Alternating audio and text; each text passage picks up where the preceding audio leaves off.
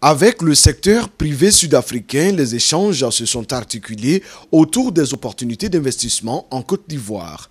Après l'exposé de Dienobou Condé, commissaire général du Sahara, le Salon international de l'agriculture et des ressources animales d'Abidjan, le ministre de l'Agriculture et du Développement rural a présenté à ses hôtes les secteurs clés à développer en Côte d'Ivoire. La Côte d'Ivoire est le premier pays producteur mondial de cacao, avec près de 2 millions de tonnes maintenant. Toute cette production est le fait de petites exploitations. Mais on a besoin de moderniser leurs moyens de production.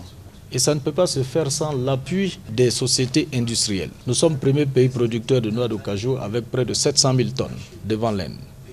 Mais nous transformons à près de 5%. Ce sont des domaines dans lesquels nous attendons beaucoup du secteur privé sud-africain.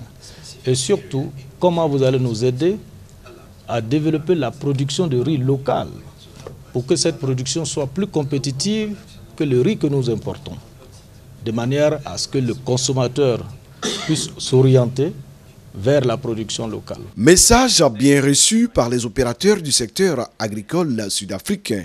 Ils ont exprimé leur satisfaction quant aux atouts et aux perspectives avantageuses d'une coopération économique et commerciale avec la Côte d'Ivoire. Entreprise sud-africaine Afgri va s'installer bientôt en Côte d'Ivoire. Elle va œuvrer dans la transformation du manioc et de la noix de cajou. Les responsables ont choisi la Côte d'Ivoire après une étude de marché menée dans plusieurs pays du continent. Le ministre de l'Agriculture et du Développement rural a également rencontré le personnel de l'ambassade de Côte d'Ivoire en Afrique du Sud avec à sa tête son Excellence Amos Djadjan.